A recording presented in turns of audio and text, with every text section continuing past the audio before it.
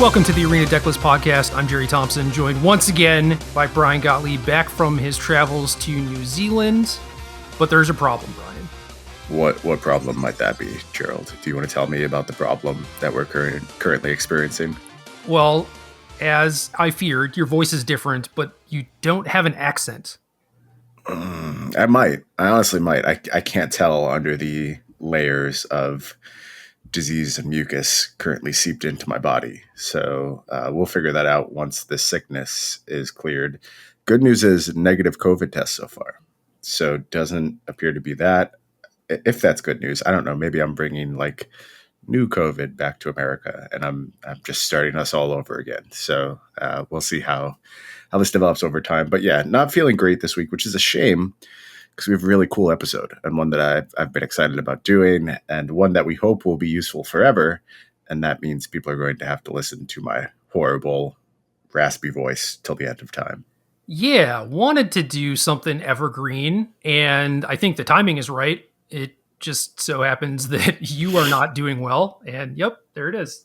Some sniffles. Yep, there's going to be a bit of that. I'll try and hit the mute button, but I can't guarantee I'll be on it 100%. Yeah, sincere apologies to everyone. Connor is an excellent editor. That is true. I have faith in him. Don't believe that he's going to be able to take out all the sniffles, but who knows? Can you make me not sound like garbage, Connor? That's what I would like. In fact, just redub my entire part. Just go out, give someone a script, and just have someone sit in for me this week. Right. Okay. So we could talk about your travels and everything, but in the interest of being an evergreen episode, I think we should just get into it. I am fine with that. Let's move forward and discuss the topic at hand. Oh, wait. There's one thing we do have to do, though, that isn't evergreen. Oh, no. What? We got to talk about your auction that you have up. Oh. I don't think it's right not to mention that. So we're going to kind of ruin things a little bit. You're right. So U.S. Supreme Court sucks. Has a lot of shitbags. Yep. Overturned Roe v. Wade. Abortion going to be outright banned, or at least have a lot of laws made against it in roughly half the states. So a lot of folks are doing fundraisers, including myself. I started an eBay auction on Sunday with some stuff that I had lying around. If y'all have been following me for a while, or even us, like we did an auction at one point too, but y'all should not be surprised that I'm doing an auction for what I consider to be a very good cause. And basically since the last auction, whenever I see something cool, I try and pick it up if it's, reasonably affordable. And I think that would be a sweet item to have in a future auction because these things come up. So I was kind of prepared, actually. I had a lot of sweet stuff. There's a 8.5 graded collector's edition Black Lotus that I've been sitting on for 4-ish years. It's a pretty incredible piece. Yeah, not bad. And I have this pin that apparently was only sold at like the first few Pro Tours in a Pro Tour shop. And I had to have Scott Larrabee basically identified that for me because it was this thing that I just never seen before, like this piece of magic memorabilia, which is weird because I've been around for forever. I've seen everything, right? But I saw that thing and I was like, yo, is this legit? Where is this from? So that's cool. Had some first edition mystery boosters or a box of mystery boosters and some loose packs and just assorted stuff like that, man. I had some sealed sets from Wizards, had some more collector's edition duels from a collection that I picked up a few years ago. Just put in all the coolest stuff I had basically and was like, let's go. Yeah, an impressive array of things and an impressive effort so far. Have you taken a look today at what the auctions are sitting at? No, not today yet. I normally check them like once a day, and I think day 1 was like 6, day 2 was 7, and then by like day 3.5 or whatever is like pretty close to 9K total. And the Lotus definitely still has some room to grow. Oh, absolutely. Absolutely. So we definitely had to mention this. I'm extremely proud of you. I'm extremely appreciative of you putting this together. You're doing a lot of good for a lot of people, and I hope people go and check it out. And, if it's in their range to do so, maybe throw a juicy bid on one of these really cool items. Yeah, why not? I mean, get something sweet, goes to a good cause. I did have some folks reach out that are like, yo, these things are like a little outside my price range. Is there something that I could do that's like a little bit smaller?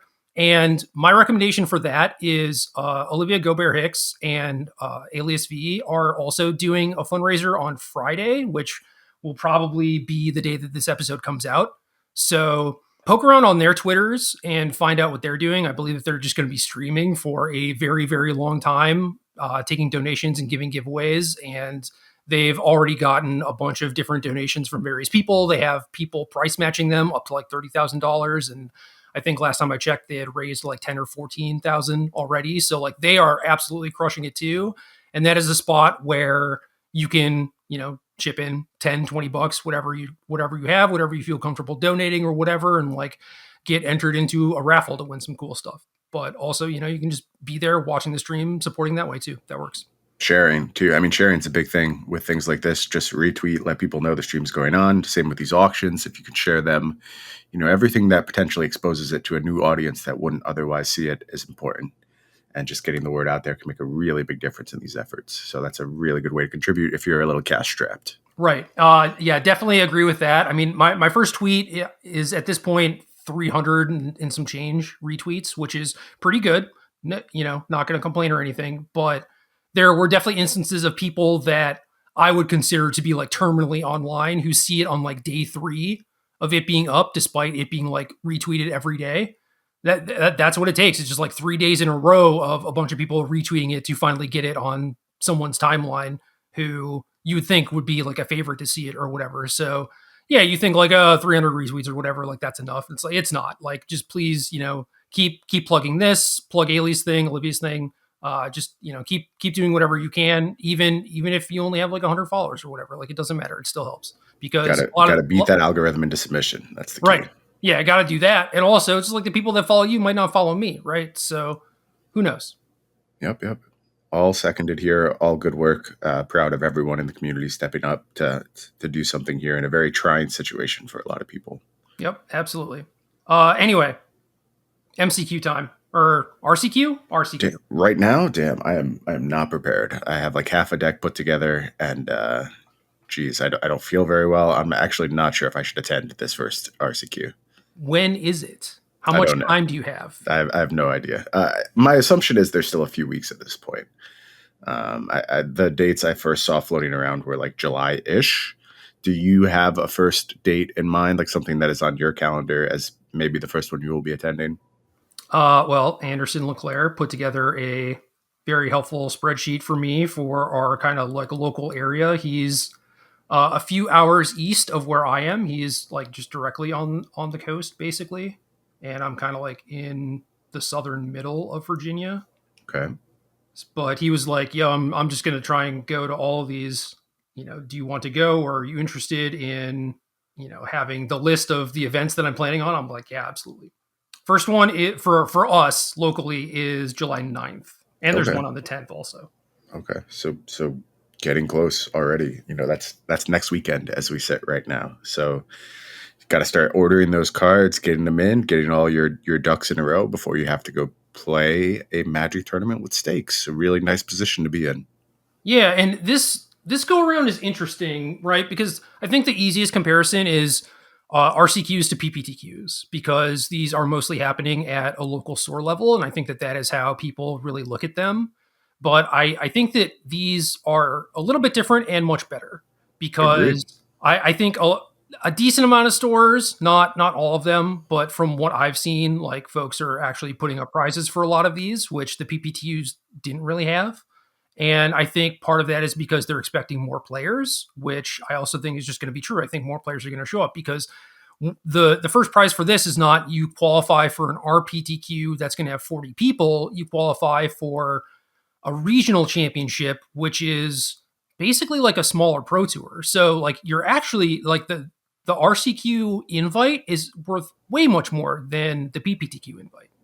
Yeah, absolutely. I think it's night and day. Whereas the PPTQ system was something I found kind of frustrating, and those RPTQs were still low prize, low stakes, low prestige. They were just like a filler step, an additional step that felt very frustrating to have to even qualify for. Quite frankly, that's not the case here. This next step up is very close to what was previously a pro tour.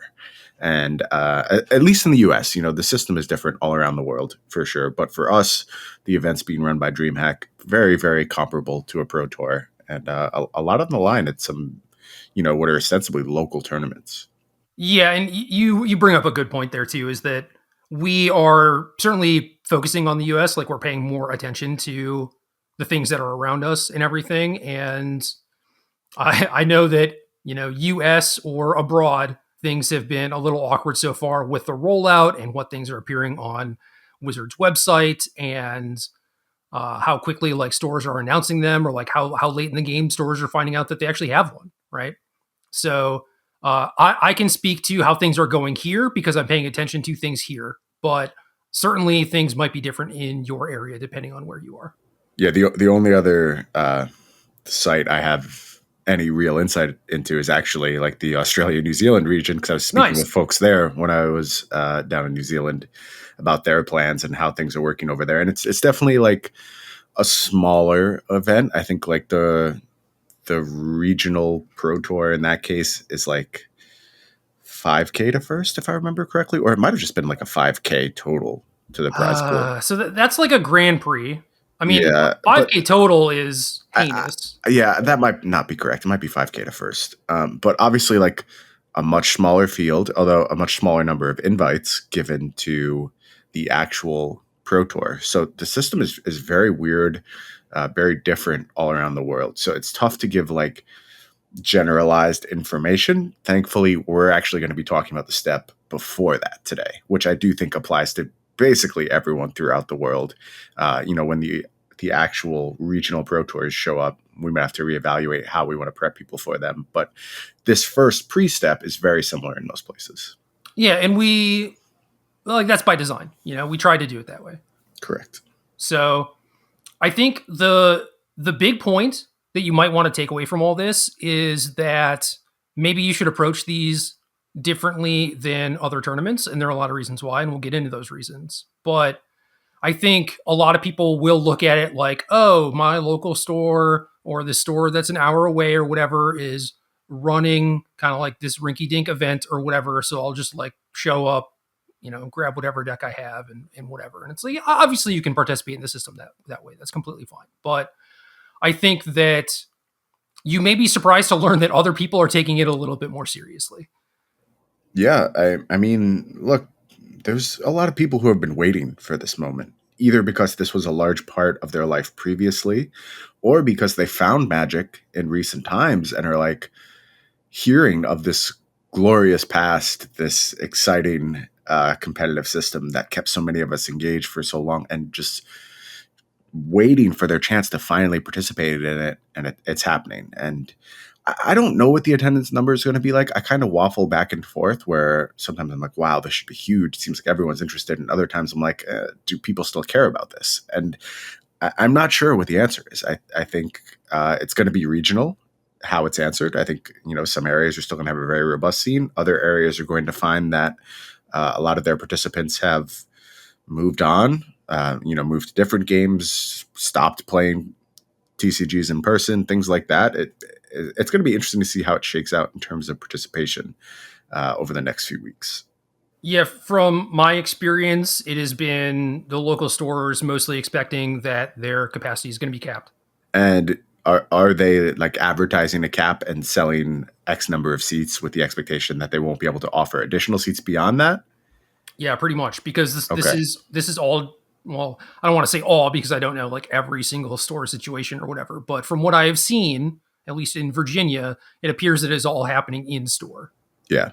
So there is a Yeah, that's limited what I've amount of seen as space, well. right? That's what I've seen as well. And it's good to hear that, during the earlier days of PTQs, store size limitations weren't really respected. You sold as many seats as you possibly could. People were playing on the floors, on the counters, in the If you had to basement. go play in the McDonald's next across the street, you do that. Like all of these things have happened in the past, and I think that's actually really insulting to players. I think capping is the way you're supposed to go about it. You're supposed to sell a set number of seats. When you hit that cap, you can't do it anymore, and that could eventually bring its own problems should all these things sell out. But that's a good problem to have, and let's get to that point first before we're worried about addressing an issue that doesn't exist yet. Yeah, because right now we don't even know how many people are going to be interested in it. Although, yeah, I agree with you. I think that there has been a lot of chatter and people are eager to return to this. And I think that, you are going to see people taking it seriously. And I think that most, if not all, areas have some local try hard,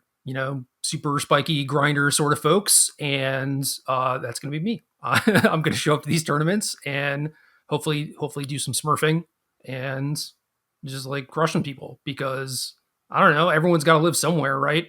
And there are a lot of people like Nassif, for example, who's like not qualified for the next pro tour. So you might be surprised who shows up. Yeah, I think that's one of the most interesting points about these events. Before we get into like broader things, can we talk about like your own expectations and goals, what you're trying to do with this system? Like do you want to play these regional pro tours? Do you intend to go to these pre PTQs and play to win? Or are you there to participate, do your best, scoop to someone in the finals? Just like where are you at in terms of your goals?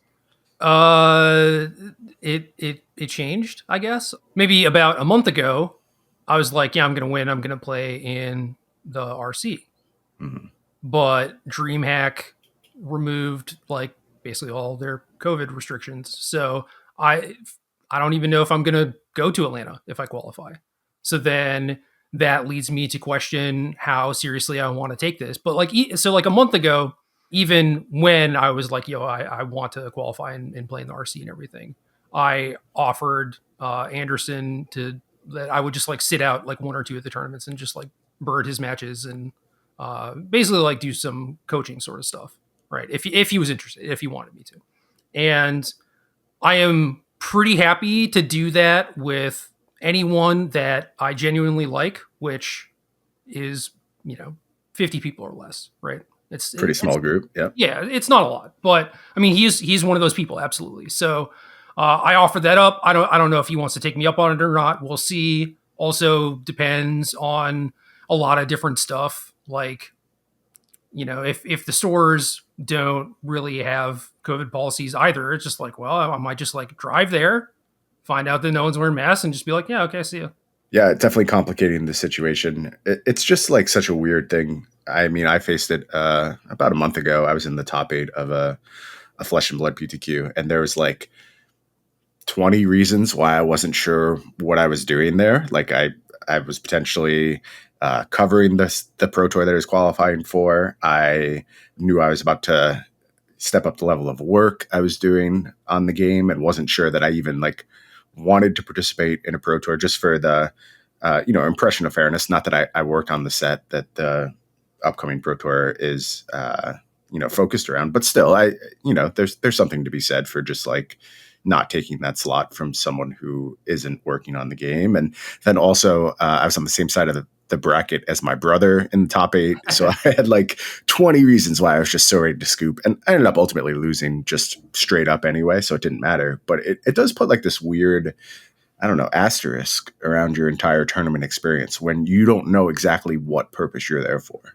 Yeah, and I would definitely recommend that people figure out what they want, and what they want should then determine the amount of effort or whatever that they put into it, right? And in my case, I mean, I still think that it's relevant for me to know the formats and understand what's going on and be able to give people good advice and be able to say like, here is the deck that I would play and be relatively confident in that.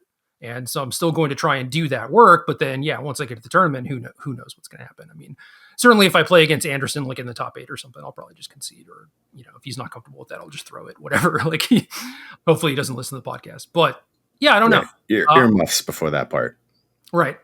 But the flip side of it too is like, it wouldn't be that bad to have the invite if I do decide that I want to use it. Mm-hmm.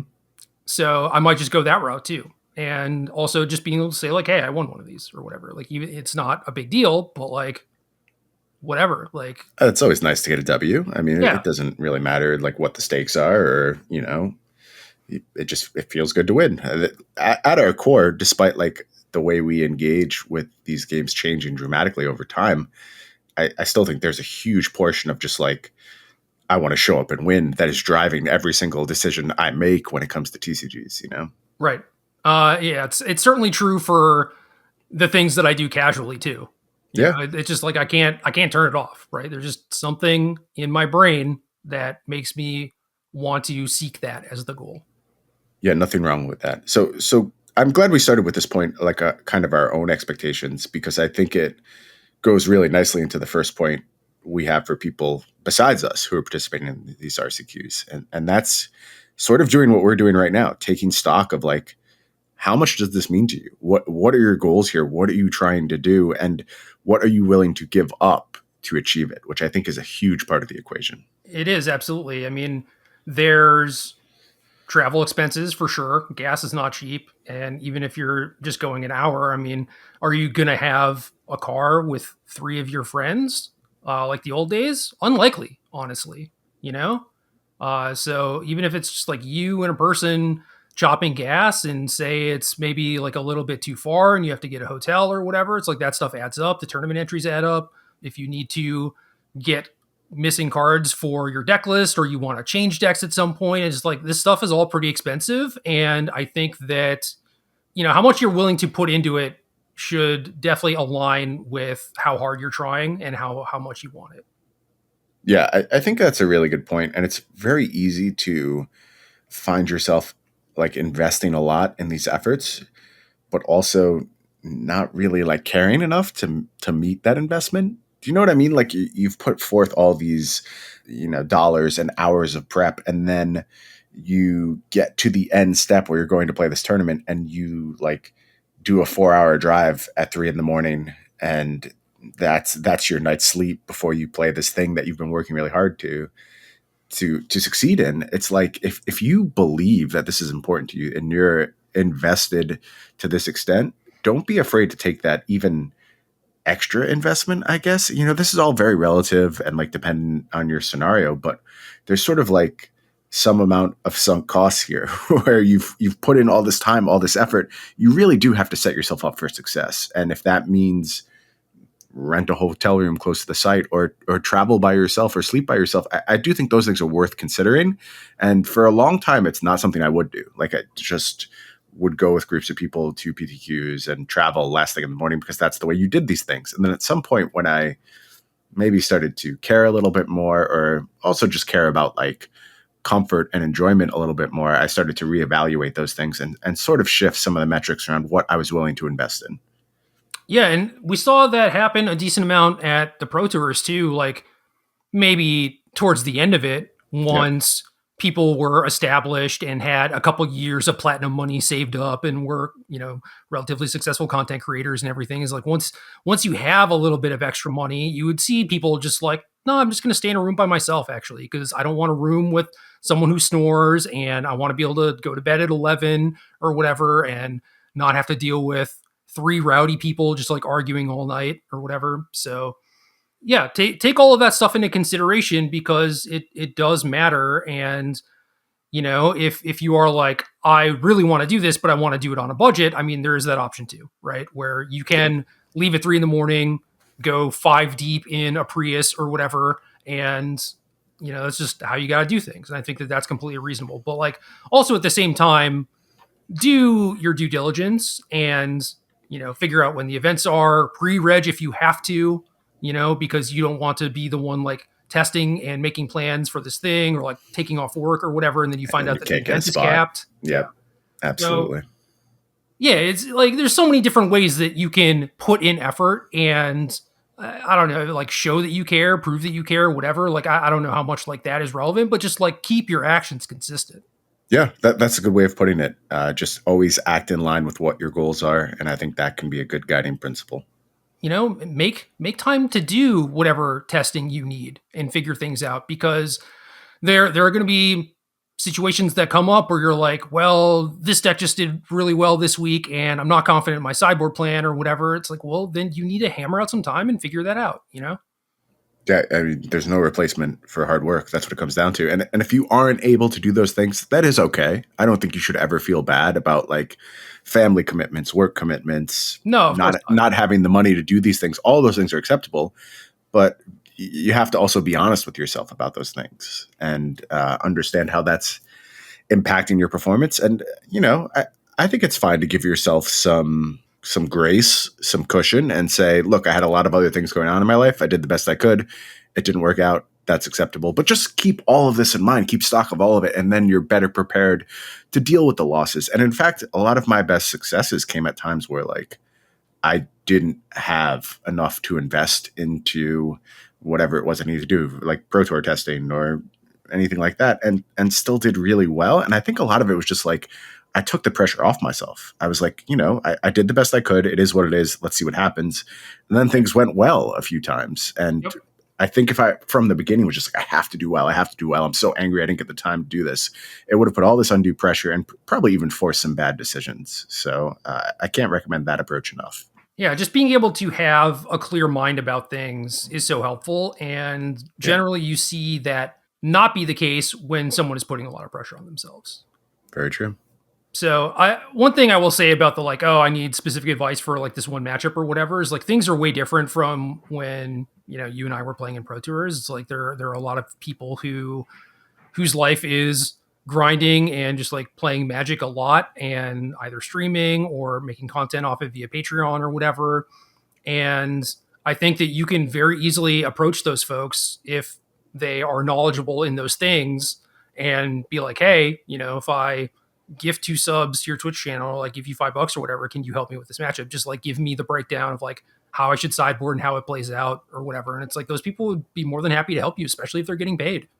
I think that's a great way to look at it. A lot of resources available now, and also a lot of free resources, a lot of communities where people are willing to help. You just have to figure out who you trust, who you want to listen to. And, not all sources in the internet age are created equal. I think we all should know that by now. So do your due diligence, figure out whose opinion you value, and don't be afraid to seek out help. Yeah, and there are discords that exist for almost every archetype in modern specifically, but like also a lot of stuff in Pioneer where people are just really big fans of like Lotus Field or whatever, right? And it's like you want help with a matchup, it's like find their Discord. Yep. And I'm pretty sure you can just like Google it and be able to figure it out. Generally, the enthusiasts are more than happy to help you or at least like point you in the right direction. Yeah, absolutely. So you had you had a point at the end of the costs section. You might wanna. I want you to say it, not me. Okay. What point exactly is this? Just the last sentence. So, what I have written here is otherwise, you have to accept that you didn't give it your all and can't be upset about losing to someone who did. And I think that is very much in line with the philosophy I've presented, and that there is some degree of like freedom you have to give yourself. And just be honest if you're not doing everything you can to win, don't come in with the attitude like you deserve to win. That's something I saw a lot where just, someone is like, "Oh, I'm naturally better at this game," or I've played a bunch of Pro Tours, so of course I'm going to win this PPTQ and I won't put any effort in. And again, all of those things are fine. Everyone gets to engage how they choose. But don't be angry that someone who worked their ass off is able to best you, 6 years past your Pro Tour glory. There's things have changed. And I don't think, I think a lot of people are going to be upset with their results that probably don't have any right to be when we do this RCQ season. I think people in general are not happy being told that they have no right to be upset when things don't break their way, which is the only reason I didn't want to say it. I do mostly agree with you though, and I do think that a lot of being upset or just going on tilt in general stems from entitlement. For sure. I know that's where my own issues with the problem stem from 100%. And a big part of my growth as a player was like moving past those ideas that I was deserving of these things that nobody is deserving of. Things break weird. We all work hard, and it just doesn't work that way. No meritocracies. No, meritocracy doesn't exist. It is really difficult to move away from that though. And if I am the most knowledgeable person in the room or the most hardworking, which is definitely a non-zero percentage of the time, and I do lose, and I do think that like there are always things that I could have done better, right? Mm-hmm. Every single time. But say it's in like, this one specific moment, this one specific instance where it's just like, I things should not have broken that way or whatever. It is difficult to not get upset in that moment. And the thing that I did was just find better ways of dealing with it. And for me, it was just like, let it go. Like there is no reason to bottle it up or even express it in the moment. It's just like it's over, it's done with. You can't do anything about it. So what purpose is it serving you? Yeah, really, really useful attitude centered around like utility and what am I actually doing here? How does this benefit me? And the answer to these type of things is it usually doesn't whatsoever, and just move forward and on to the next thing. Yeah, and that's it. And then it's like, I'll think about it a couple days later or whatever and be like, damn it. But I'm not like seething mad anymore. Mm. It just like doesn't happen to me. Uh like maybe for like a split second in that moment, right? But then it's I just try and let it go as quickly as possible and just focus on something else. And it's honestly like it never happened. One So of the best things I think you can do in this scenario is put yourself in spots where you just get annihilated because someone is better than you. Like let yourself be the worst player in the room, and it'll that's it'll humble you up real quick. yeah. But it's a great way to learn. I actually I think I probably just experienced it over these past few weeks. I will tell you that the developers for Flesh and Blood, in my opinion, might just be like the best Flesh and Blood players in the world. And so playing with them over the last 2 weeks, I lost a Yeah. lot. Like I just got beat up by players who were more experienced than me and were extremely, extremely good in a lower variance game. But I learned so much and was able to like, you know, reform so many of my presuppositions about the game, and just it was just an immense benefit. And if I had gone with the idea that like, oh, I have to prove myself to these people and I'm the best in this room, and if I lose, nothing's to be gained here, it would have been an absolute disaster. And it was anything but. So Right. Yeah, I mean, they have like a very good core group of people who have probably been playing the game for like 4 or 5 years, right? yep. Yep. Gotta A lot of imagine, experience. gotta imagine that they're going to be pretty good. A lot of experience, a lot of hours a day playing the game in a game that doesn't have an online client. So there aren't many people. I mean, I just don't think there are people in the world who have played more than the devs of Flesh and Blood. There just aren't, Yeah. and incredibly talented at their games. So yeah, really awesome experience. All right. So figure out what you want, have everything you do align with that. And if you think you want it more than anyone else, be willing to pay the cost for that because it is expensive, not just monetarily, but also in time and in a lot of other different ways too. Mentally, yeah, up and down the board. So, as far as preparation, I think for general stuff, it is best to find someone that you can travel or test with that will make things more enjoyable. Either like your time or the testing or the road trips, whatever it is. And like honestly, you could do it alone in theory, and I think that there are a lot of people who are going to have to do that. But even then, it's just like I don't know, find again one of those Discord communities, and I think that ours is very good. I don't like we have some folks in there who are like specialists of various things or whatever. But like if you know that you're going to play Phoenix or whatever, it's like well, go find that Discord and chat up with those people. But yeah, just try and find someone, make the experience fun for you because you're probably going to be doing it for like 2 or 3 months, and that's just for like this season, right? So if you can find someone to do it with you like year round, who's local, who is kind of like on the same trajectory as you and has the same goals as you, even better. And definitely be aware that you are the person kind of responsible for making it fun for them too. So if you're like, well, I found someone who's really fun, but like I'm just going to complain all the time, it's like, well, they might not want to stick around with you for very long. So keep that in mind too. Yeah, good point. At this stage in my career, I certainly prioritize just the people I like being around. That will be my companion crew no matter what. But I do think there's something to be said about finding a play group that has similar goals to you. And, cares as much as you do, because otherwise it's really hard to find the commonality, like the level of sacrifice that you're willing to make. It's just not going to be shared if someone doesn't care as much as you do, and maybe that puts you in a position where you're not with your favorite person in the world. You're with someone who just wants it as much as you do, and you get along with them. They're tolerable, but they're not your best friend.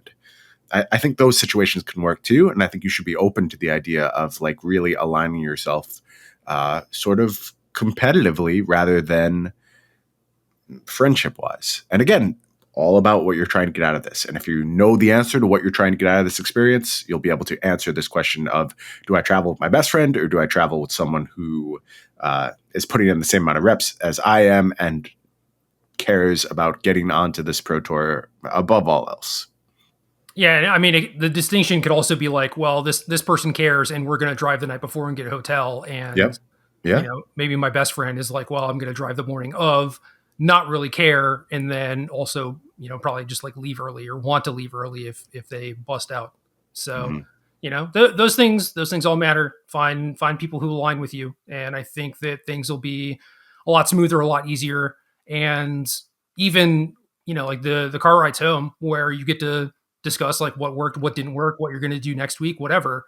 I think that all of those things add up to, I don't know, not just like making you better or making you grow, but just like everyone grows in that Yep. way. Is as long as Absolutely. everyone's on the same page. But if person like didn't put in reps and busts out of the tournament and is not very happy and wants to talk about anything other than Magic, but y'all are like fired up to go to the next one because you lost in top four, lost in the finals or whatever, they're not going to have fun with that conversation, right?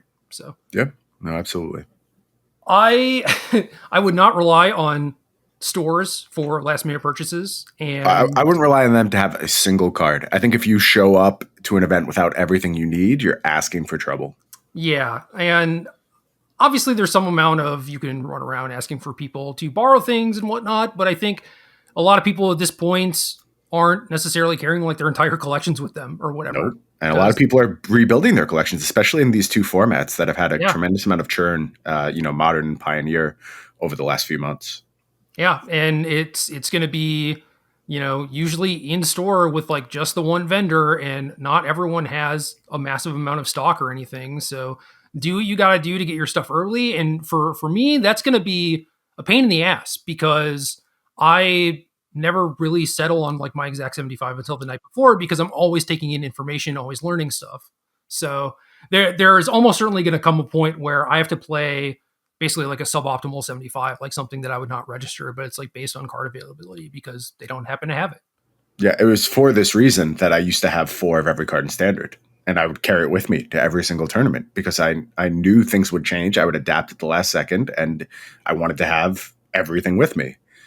That's probably not realistic for Pioneer or Modern, just in terms of sheer number of cards you'd have to No. travel around with. But yeah, I think we're all going to have some holes in our collection, and I foresee similar problems where I just won't be able to get everything I need, especially if I don't start getting on the ball and ordering some of these cards that I've missed over the last 2 years. So now you're thinking like, well, crap, I'm missing stuff for all of the decks that I would consider playing, but I don't want to just like do $1,000 order for everything that I'm missing.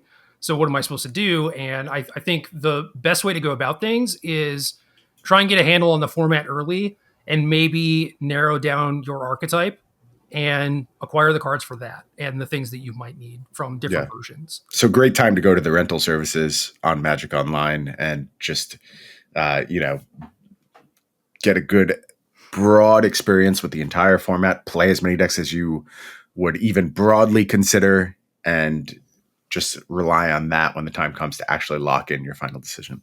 Shout out to Card Hoarder. We have rental services with them. Don't use them a ton, but But I'm always happy they're there when I do, and they're very easy to use, very awesome. Appreciate them a lot. exactly. Also, like last month, obviously this is a little late, but last month Magic Online had like the all access token, where when that sort of event pops up, you can certainly take advantage of that too. Yep. Good But even point. in the meantime, it's just like be watching streams, like get a handle for the things that people are playing against, what the format looks like. Look at the deck lists from Magic Online, from the challenges, mtgo.com. scroll down a little bit, click on deck list, has all the Magic Online decks. Just click around in there. There's like so much information that you could be taking in if it's a period where you don't have time to test, or you think that testing is not super valuable because it's a lot of work to, build decks for the format and like play matchups that might not exist and blah, blah, blah. It's just like, well, okay, pay attention to things at least while you're not doing the physical stuff yourself, right? Yeah, good advice. So for me, what that looks like now is, I guess also my situation's a little bit different because I'm going to be going to some of these events with Josh Cho, like things that are in either Northern Virginia or like Maryland area or whatever, and like he doesn't have a collection, and I do. So I basically have to provide two decks. So Now, things. let me ask about Cho as a basically a patron of yours, where he's reliant on you to provide a deck. Is he very particular, or is he just like, what do you have left? I'll make it work. Like what? How does he rate as a borrower? Because I've dealt with some borrowers who are complex individuals, despite me providing absolutely everything for them. Yeah, I think Josh, like mine and Josh's relationship is pretty similar to mine and yours, where I think we both just try and make things as smooth as possible for the other person, Right. which I greatly respect and appreciate. So he's just like, dude, I don't care. Give me whatever you think is playable. And I think that is fine, but I also know that he's going to be like, man, this deck is bad, right? Right. Still gonna let you hear So about it. so like the fact that he is trying to be as smooth as possible also makes me kind of want to go the extra mile and like give him something that is actually good. So I don't know. There's stuff where, for modern, for example, I think that humans is like pretty reasonable, and I have a lot of the cards for humans. Obviously, there's some stuff I still need to pick up, but also some of those cards just got reprinted. So ding. Um, Nice. but yeah, I would not mind playing humans in one of the RCQs and giving him something that's like a little bit more powerful, a little bit better. And if we kind of like trade off on weeks, I'm down with that. I'm sure he's down with that too. But also, like, given how my view on things, like my goals, my try hardiness has eroded slightly in the last couple of weeks, it's like I mostly want to see him qualify more than me too. Yeah. So I don't know. Like we'll see when it gets like a little bit closer to one of the events that we both knew that we were going to be at. Yeah, that makes sense.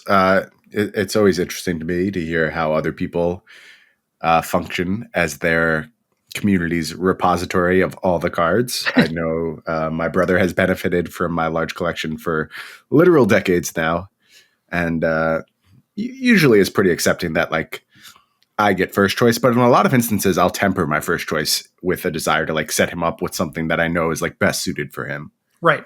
Yeah. And anyway, so for me, I am gravitating towards blue red something Mhm. in Pioneer. So I've been picking up certainly like the dual lands and things like that I need. And then it was like, well, this like Days Undoing Narset one was good for a little bit, and picked up some of the stuff for that. And then there was like the Prowess version. People are going back to Phoenix now that like Iteration's been banned. So I have cards for like all the pieces of that, and it doesn't take much. And I guess also one thing that factors into like cost and preparation and stuff is like, what do you think is going to happen to the prices of cards when these events are in full swing? I Prices don't of know, cards are man. going to go up. I don't see. I don't even know if I believe that. I don't know if they're actual drivers of these prices anymore. Like just the sheer number of people who are buying cards. I think that the participants in the system are a drop in the bucket at this point. And might they go up still? Yes. Is it actual supply and demand? That I'm not as sure about. For modern specifically, I think yes. When you're talking about like MH2 mythics, like yes, absolutely. I don't know, man. I really don't. I just think like you're talking about what 4% of the player base, like 3%. I don't even know anymore. It's such a small fraction of the people buying cards. And Okay, MH2 is like a banger commander set too. So like those people are also buying those cards. And look at it from the flip side. When you go to the RC in Atlanta or the 30th anniversary thing in Las Vegas or whatever, buy prices will be higher then for modern Pioneer stuff than they are now. than if you went to an SCG like a month ago. Probably true. That is just true because the vendors are almost all stemming from local stores that have inventory. Yeah, so Those they need inventories more to be able to hit during sell. the PTQ season, right? Yeah. Yep. And if they are buying them for higher, it means that they're selling them for higher. So whatever. Like you get to take advantage of it both ways. If you get your cards a little bit early now, you're probably going to save like 10, 20%. And then also you can probably sell them back later for more than you could sell them for now. So if you're thinking about selling cards now, I would probably wait off for a month or two. Or for the rest of your life, as I have always done. For some things, that's a good idea. Certainly, if we're talking reserve list, yes, absolutely. Just sit on it. But we're not. So, anyway, metagaming specifically is interesting because I think that, I directed you to the Magic Online deck list, for example. And I think that there's a very solid group of people who play those events with regularity, and it's a rotating cast for sure. You're not everyone is there every single week or whatever, but it's like if the person wasn't there for 2 weeks, they might be there for the third week and so on, right? It's like Yeah, it's the same 200 people playing all these events. You can't convince me otherwise. Like maybe a new person shows up every few weeks, but that's it. no, I mean I think that the amount of new people per week is a decent number, but whether or not they stick around is completely up in the air. But like generally, if you're playing a challenge on the weekend, it is against a bunch of Magic Online regulars, right? Hmm. And they are kind of like setting their own metagame and they are metagaming against that specific field. And whatever you feel like the Magic Online field looks like is correct for Magic Online, but is not necessarily what you would expect to see at local stores. And that is where the events are being held. And the people who are probably going to get the first news that their local store has an event and get the first chance to like sign up are the locals, right? Because I don't know, for example, I signed up for one of the events in a local Discord because Anderson was in there and he sent me the screenshot. And they were giving their regulars first crack at it before they just took open signups up through their website or whatever. Mm-hmm. So you are way more likely to face a local than, you know, some out of towner with a Magic Online deck, right? And what does that mean? It's like, well, have you ever played Modern at your local store? Because it's weird and it doesn't look like Magic Online. So you really have to be prepared for that. I think especially in these two formats, which are just like not standard. So they have capacity to be broader, and there are all these weirdo decks and a lot of like holdover people who were playing, you know, 3 years ago. Like if humans was way more popular than it should be, that would not shock me, because when you look at the moment when like a lot of live Magic was being played, humans was still very popular. It has since fallen off, but a lot of those people are going to pick up said humans again and just be like, yes, this is still my Modern deck. And I think there'll be other trends like that that we see replicated across both of these metagames. So trying to predict it based on what is happening on Magic Online would be a fool's errand, in my estimation. Yeah, I think that there's some amount of stock that you can put into it where it's like, well, Grixis Death Shadow is kind of making a resurgence because Canister won a challenge 2 weeks ago and therefore more people are picking it up. So it's like, yeah, you can expect there to be like 5 or 7 copies of the deck in the room or whatever, which is more than zero it would have been the week before, right? So there are little things like that where it's like, well, maybe I just inherently want to have a good Grixis Shadow list, for example. But you got to keep in mind that the rest of the rounds, you're just going to play against nonsense. And then given that, how does that affect your deck selection or even like the specific card choices you play? Yeah, I think the move is small adjustments, not overcorrections in this case. You can't panic, and you have to be kind of linear in your approach, like look to do the best things and understand how those things interact with the format. And I think that's how you set yourself up for success at these events. I don't think that you can do something like my deck is really, really good at interacting with creatures, just in a general sense. I mean, obviously there are going to be like formats and metagames where that is true or whatever, where it's like there's just creature decks everywhere. But being sort of like pigeonholed into, oh, I only deal with this subset of archetypes really well is probably not how you want to position yourself. And Pioneer is definitely like two ships passing in the night more than Modern is these days. But Modern also has a pretty wide selection of decks that are just like, well, if you're playing creatures, that's kind of good for me. But if you're not, like, it's also not that bad because my cards have a lot of utility. And so, like, 4 color, Murktide, even things like Shadow, it's just like it's really not that bad, even if your deck has like 4 Lightning Bolts and 4 Unholy Heats in it, because those generally have targets in the form of planeswalkers or faces. So, I think that you probably can't go too wrong in Modern, but yeah, Pioneer is like, well, I played this because it's good against Lotus Field, and I have like Damping Spheres in my sideboard or whatever, and just like, well, no one at this store plays Lotus Field, so you're just not going to play against it, and you're just Yep. never going to know that. Yep. So, yeah, just try to be a generalist. Try and have solid game against everything. If you can make some sort of soft read because of something like, Canister winning a challenge with a new deck that that people like playing and has a lot of overlap with popular decks, like, if someone was playing Murktide, they could pretty easily switch to Shadow, and it wouldn't cost them very much, at least if they had some amount of Modern collection or like friends with a Modern collection, right? So I think that you can pretty easily make assumptions based on that, and it's also based on how folks are talking about it on Twitter, where it's like, oh yeah, this deck is definitely real, it's definitely very good, and Cantor saying like he broke it or whatever, then I think that you're definitely going to see people pick it up. But in general, very, very soft reads. Do not commit any hard reads. Do not hard commit to being an archetype or a specific thing that you think is flavor of the week, because it's just not going to be more than 10% of the field in these tournaments. Like we've talked about this kind of with the arena PTQs, and I feel like Mhm. a lot of it is very similar, where it's just so open and hard to predict that you just shouldn't make any predictions. You should play something that is naturally good, naturally powerful, and hope that that is good enough to carry you. And then, like, certainly when you get to top 8, maybe that gets filtered a little bit. All the folks with the 3-year-old Modern decks are probably not going to make the top 8 in most cases. So, if you get to top 8, are you going to be playing against like Mill or Martyr or whatever? Probably not. But you might play against them in the Swiss, and maybe whatever sort of soft read, micro adjustment sort of stuff you made going into top 8, maybe that helps you. Stay abstractly powerful. That's the way I always look at it when preparing for these things. Just find powerful things to do that work against everyone, and that's what I'm shooting for.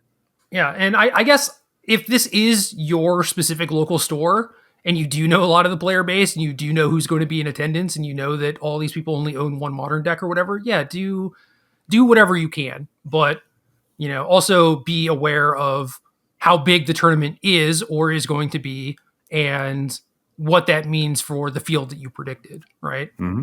Because you got to beat all the out of towners who are coming to steal your store's trophy too. Absolutely.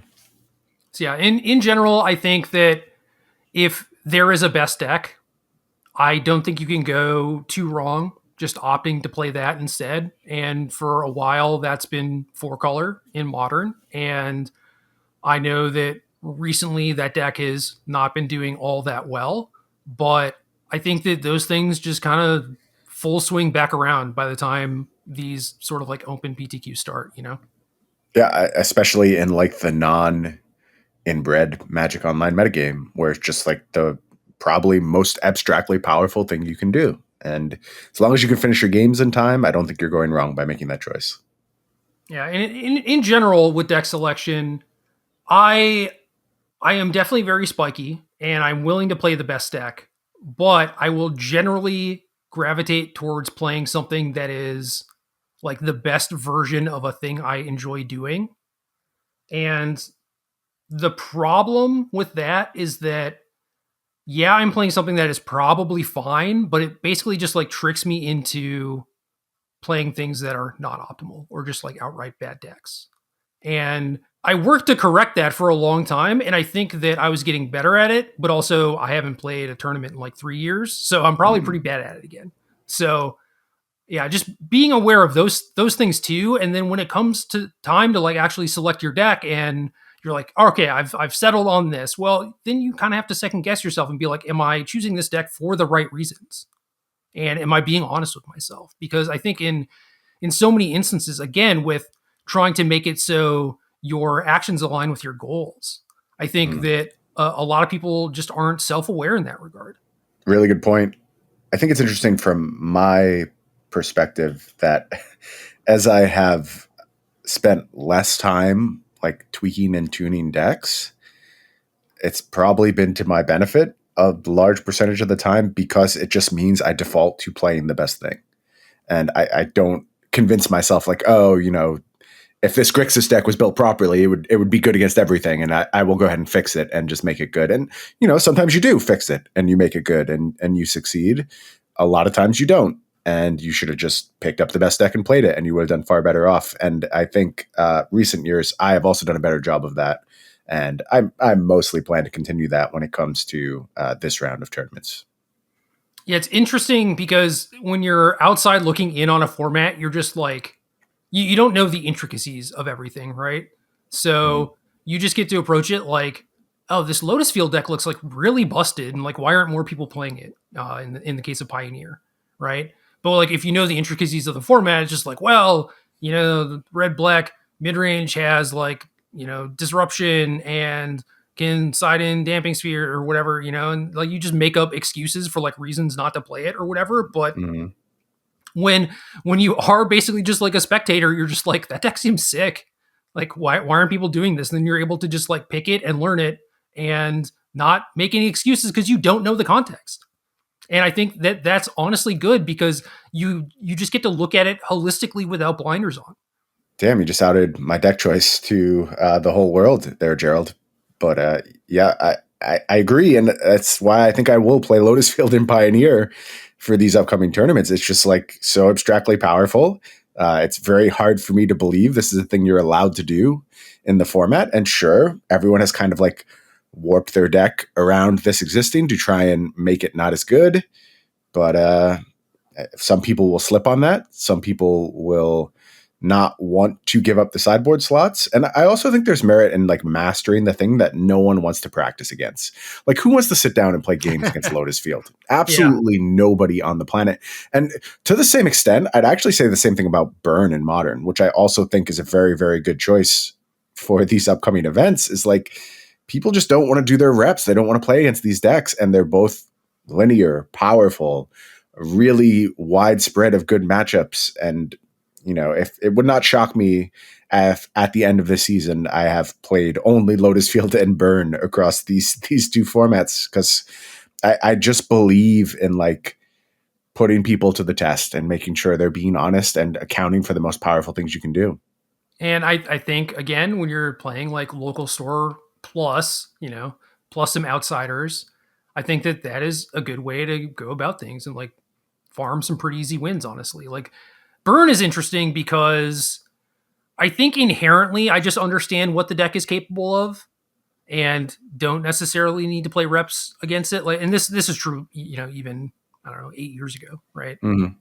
And I think I just inherently understood based on like the composition of my deck, like how many cards I would need to realistically help the matchup. And I think I did a good job of that. And I don't think that other people are quite as good as Nope. eyeballing.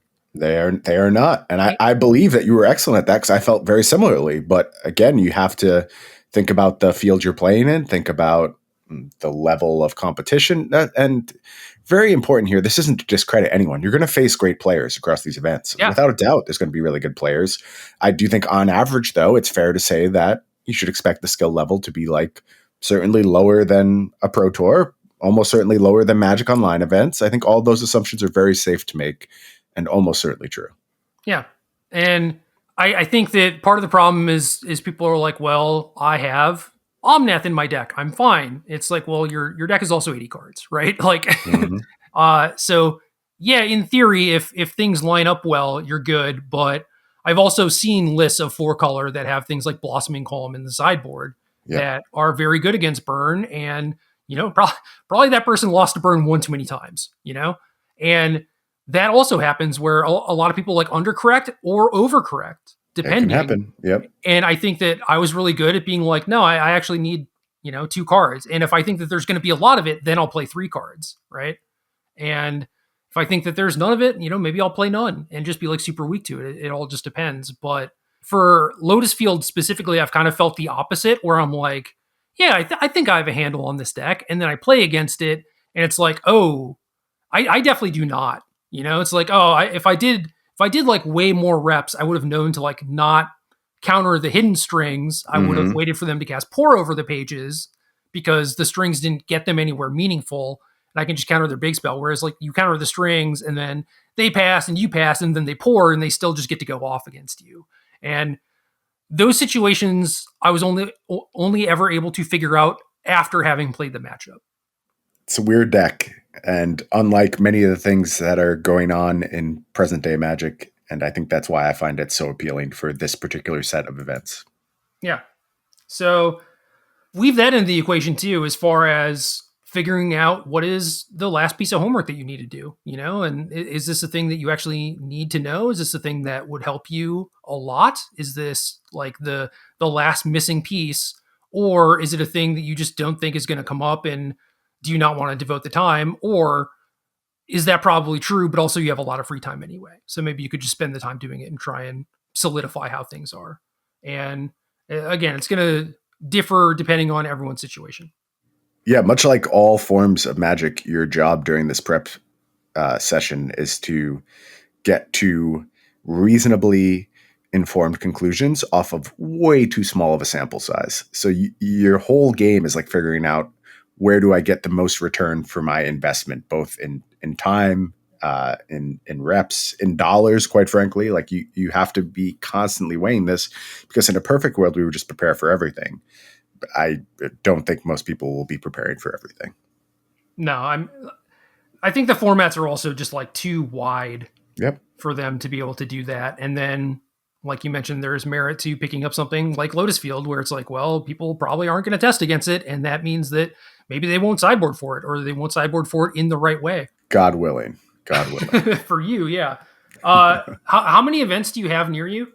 Do you know? I looked once. I didn't put together a calendar or something. If someone is in the upstate New York area and wants to go ahead and send me a calendar, that would be just lovely. I would love to not struggle through the Wizards website, which is predictably broken and like requires you to turn on filters and look in 2 different places. Like you have to look at both premier events and RCQs, and neither of them will return results unless you put on a filter, I'm told.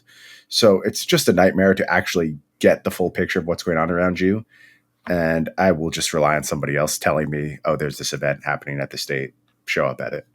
You should message Tyler O'Brien. Okay. Will do. Or Tyler O'Brien, message me. I'm here. You should message Tyler O'Brien.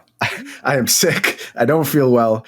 Do me a solid, Tyler. Just reach out. Just make it easy on me, and I will appreciate you forever. Well, you'll have my undying thanks. I mean, similar to Anderson's, like I don't even know if he listens, so who knows? Okay. Someone who knows Tyler. Reach All out right. to Tyler and get in touch. Last point is we kind of touched on it a little bit with what the skill level of the various folks in these tournaments are going to be, and I think it's going to vary pretty wildly. But you got to realize that you don't know going in, right? You're going to sit down across from someone, you're not going to know their name. They're maybe going to handle their cards like very awkwardly, where it's like, oh, haha, you're a new player or whatever. Feeling a little targeted right now, but continue. I mean, the person I always point out is Josh Utter-Layton. Okay. Who, played Paper Magic, but also played a lot online, and then never tried to develop like clean or like cool looking mechanics or whatever. So like you watch him shuffle and it's just like, what is this dude doing? But then he'll beat the crap out of you because he's just a million times better than you, right? And I would not be shocked if that happens to a lot of folks when they start playing in these tournaments too, because a lot of people have learned Magic in the last couple of years and haven't had many opportunities to play Paper. So like, why would they know how to handle their cards? Why would they be aware of like how to track things in a way that appears coherent or whatever, right? And yeah, like you just gotta respect your opponents to a certain level until maybe they give you a reason not to, and you can make a better educated guess of like where they are as far as skill level.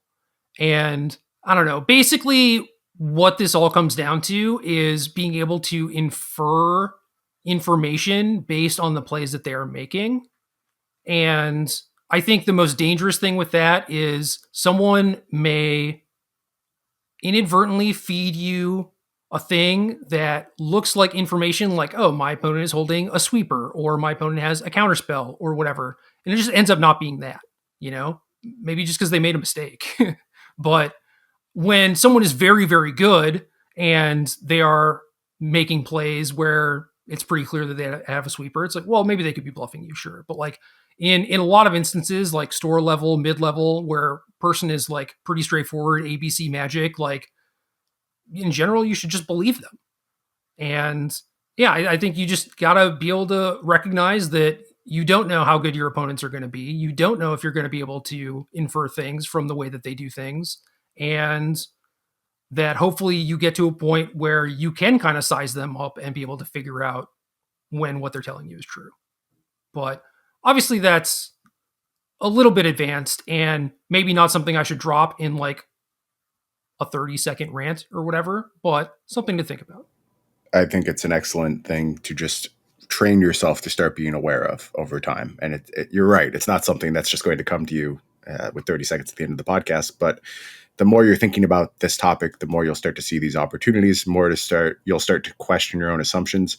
I can't tell you how many matches of Magic I won from people underestimating me. It's just a tremendous amount. And I think it's actually now changed to where people overestimate me and I'm just not as good as they think I am. But previously, before anyone knew who I was, it was very much the opposite because I am awkward holding my cards and, nobody knows who I am. And I remember a top 8 match in a WMCQ, actually, particularly against Steve Rubin, where I had a mulligan to 6 and my hand was, I think, 6 lands. It was just abysmal. And I was playing blue black control and he was on Abzan. And if he does anything in the first few turns, he just absolutely houses me. Like there's nothing I can do and there's no way I get into the game. But I keep the 6 land hand. And then on the key turn, I like feint to put in a tap land. Like I lower it down from my hand a little bit and then play an untap land instead. And he he just didn't know who I was, like had no read on me whatsoever. And like to him, I was very sure that if I did this, it would say this person has the counterspell and I will take this turn off and then leverage my advantage as the game goes long. Meanwhile, my hand is fucking blank. And if he does anything, I'm just obliterated.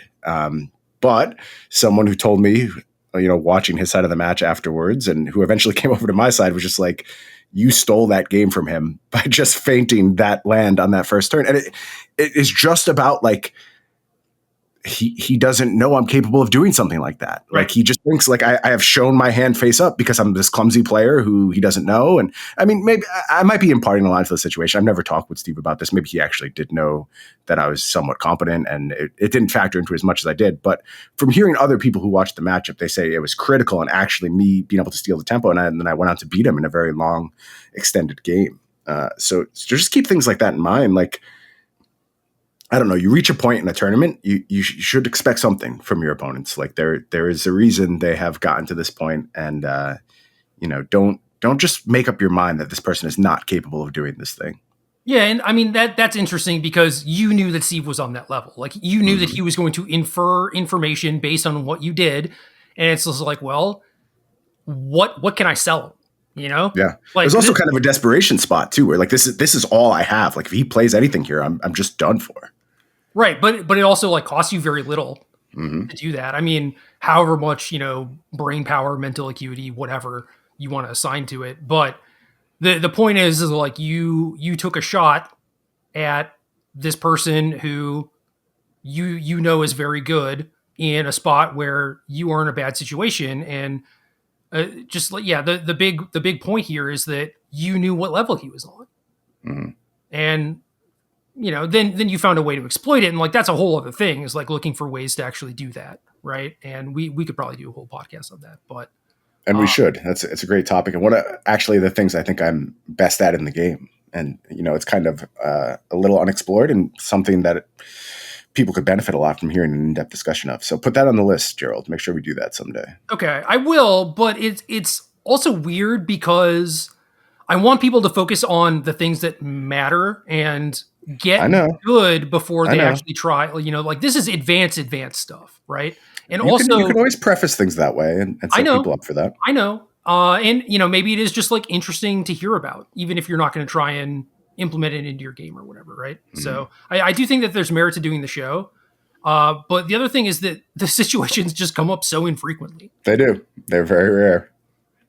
But I don't know. Also, to like your point of like what you did is, I think a lot of people will do things kind of on autopilot where it's like, well, I know I'm going to play a land this turn, and I'm just going to play this one, right? And then they'll start thinking, and I think that in a lot of those spots, the person would just like play the tappy land, and I think that that gives away some information where they also like gave up a situation where they could like fake play the tappy land, or they start playing the tappy land and then they're like, oh wait, no, it's actually better to do this other one, where it's just like maybe you don't want to give away that information.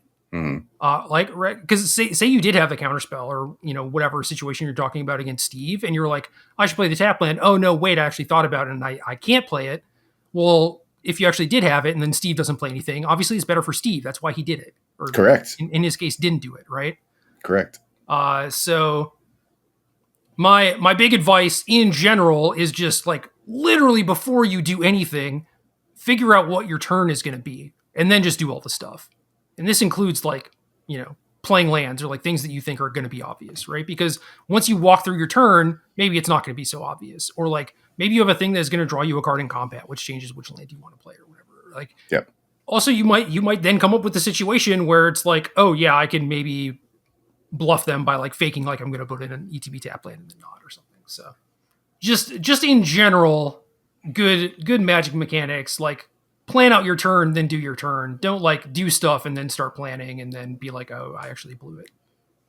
Yeah, I think that also combines really well with the way I think about the game, which is like have a reason for every action you take.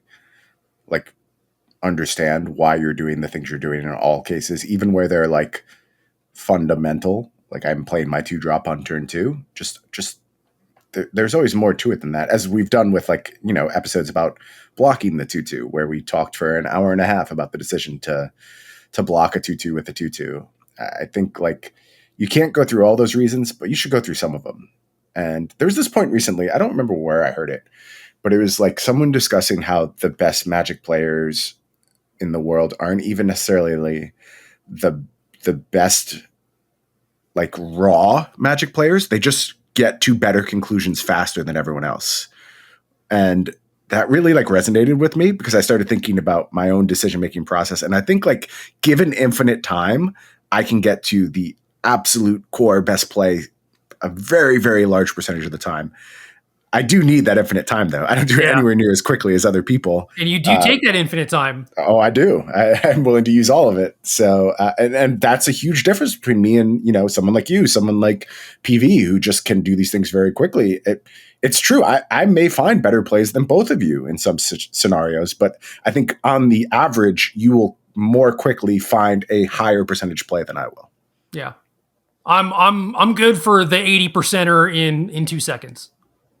That's good. I think that's where you want to be most times.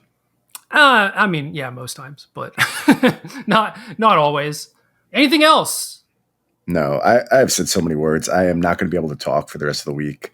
I did enjoy this episode quite a bit, though, and I hope other people enjoyed it as well. And I hope it brings people a lot of success. That's one of the things that I've really missed over the past few years of the pandemic is the best part of doing this podcast, which is having people being like, Yeah. I listened to you. I did really well. Thank you so much. Like that meant the world to me whenever it happened. And there just haven't been opportunities for that to happen for so long. So I really hope this is helpful. And I always like to hear about it if it is. So feel free to reach out and tell me about it. It's true. And you bring it up now and I'm like, I didn't even know I was missing that, Yep. But yeah, I think of it a lot. Yeah, like just seeing your friends succeed in general is so great. And we used to be able to do that on like a semi-weekly basis, right? Yep. And there's just so little of that now. And yeah, that's just really sad. Yep. It might be the thing I'm most excited for in this PTQ season. Don't be afraid to share your W's. Like, be proud of them, be excited for them. Nothing wrong with that whatsoever. You've worked hard, you've earned them, and I love seeing that stuff across my timeline. Yeah. Also, most people like haven't shared a W in like 3 years, right? Yeah, So you're due. You have you've built earned it. up enough time of like not bragging, not celebrating or whatever to now be able to celebrate. I think it's completely fine Agreed. and encouraged. I will sign us out because Thank you. Thank I you. I appreciate it, Gerald. I don't think you should have to, at least this week. No, But dude, no. the second your voice is better. Game.